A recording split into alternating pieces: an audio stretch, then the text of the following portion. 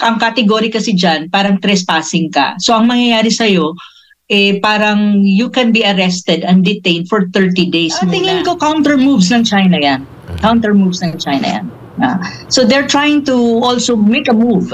Parang nasa chess game na tayo. Hindi pa yan talaga yung move nila to checkmate the Philippines. Ano pa lang yan? Parang one step pa lang yan. Ito nga mga kababayan, bago natin ituloy ang video na ito, kung bago ka lang sa aking YouTube channel baka pwede makahingi ng like at subscribe at click mo na rin ang notification bell para updated ka sa aking nilalabas na bagong video. Salamat po. Ano ba, nabasa mo ba yung 92 pages ba yon na, na polisiya ng China na mag-uumpisa ito June 15? Ano bang mahalaga doon na dapat malaman natin? Okay, yung bagong polisiya, actually, to be frank, hindi siya bago. Itong polisiya na to, nag-a-apply, existing na siya last year pa or 2 years ago, pero hindi siya bagong policy ng China. Ang bago lang siguro doon sa policy is parang, kasi ang policy na yon land, kumbaga sa land-based ba na policy, hindi siya noon extended doon sa sea or sa mga territories ng China na nasa tubig, kumbaga, or hindi pa extended to the Coast Guard of China to be implemented. Ngayon, ang bago lang dun sa ang policy existing, pero ngayon, ang ginawa ng China from land-based policy na inextend nila sa sea-based policy. So, parang ngayon, even the Coast Guard can impose already yung policy na yon. So, ang ano lang naman doon, ang essence lang naman doon ng policy na parang ang bago doon is an extension on the implementation of the Chinese Coast Guard is kapag pumasok ka sa tinatawag nilang territory nila, which is some parts of the South China Sea, the Chinese are claiming that is part of the territory. Like for example, ang Ayungin Shoal, let us say then yung Scarborough Shoal. So pag pumasok ka doon sa kanilang quote-unquote territory, they will, at saka foreigner ka, walang paalam. Ang category kasi dyan, parang trespassing ka. So ang mangyayari sa'yo, parang you can be arrested and detained for 30 days muna.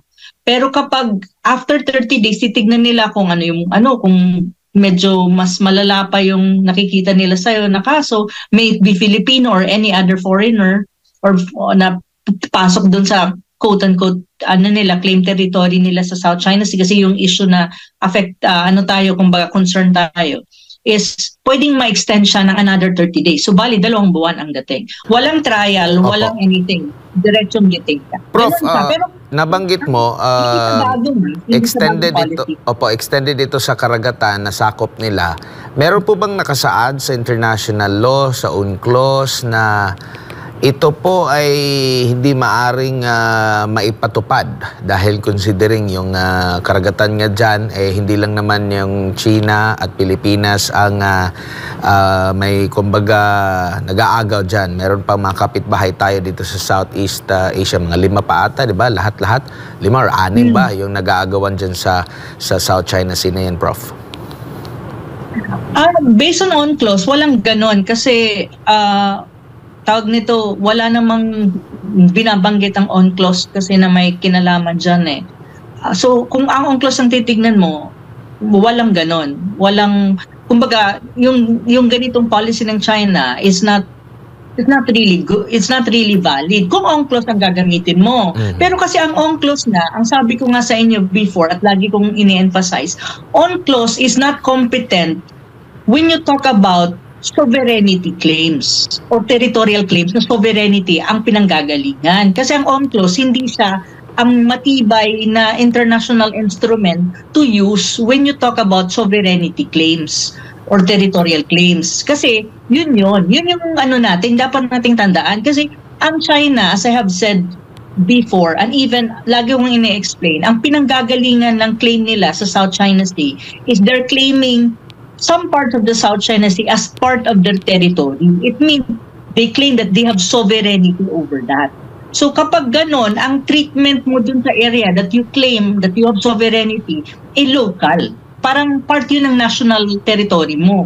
So kung part siya ng national territory mo, yung local laws nila, ng local laws sa China, yung mga national laws nila or local na mga laws and regulations nila applies to those area as far as the Chinese is concerned.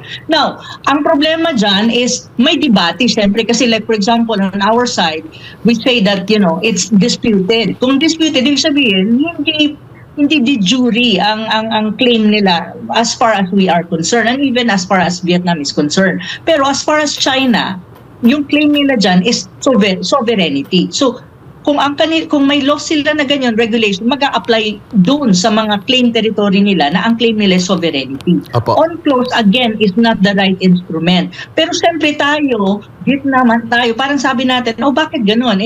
Disputed yung area. Hindi namin matatanggap yan. So kaya may ganong debate ngayon. Pero China, yun ang kanilang sabi. So, ang tanong lang dyan ngayon, kung nag-declare ang China ng gano'n, extended yung batas na yun doon sa karagatan na, kasama na ang claim area nila ng South China Sea. Ang tanong kasi dyan, anong gagawin natin? Pipenetrate ka ba doon? So, mga controlled area nila. Kasi ang Scarborough is they have physical control Yun yung usapin dyan kasi is how to navigate the issue and how to navigate this development. Kasi sa akin, ang tingin ko dyan, ano na yan parang, ang nangyari kasi, noon, walang extension of that land-based law to the karagatan, no? Kasi nga, dahil dun sa atin ito, coalition na 2 beses nang gustong pasukin yung Scarborough Shoal, I think China made a move. You know, ayun ang counter move ng China ngayon the first counter move So yun. So ang tanong lang doon, how you navigate this development at paano mo lalaruin siya na hindi ka aabot doon sa gitgitan or may madidetain na Pilipino kapag pinasok mo yung area na yon. Na sa kanila, yun yung mga bagay na kailangan pag-isipan at wag masyadong may bravado sa part natin na no, it's high season, blah blah blah. No, you don't do that. You try to analyze paano lalaruin yan kasi ang China is firm. Really, I'll be very straightforward. China is firm. At this time, they're really firm and they would really impose yung regulations na yon. Yeah. Opo. So, tingin mo walang kinalaman kasi parang in-extend lang nila doon sa karagatang naniniwala sila na sakop nila.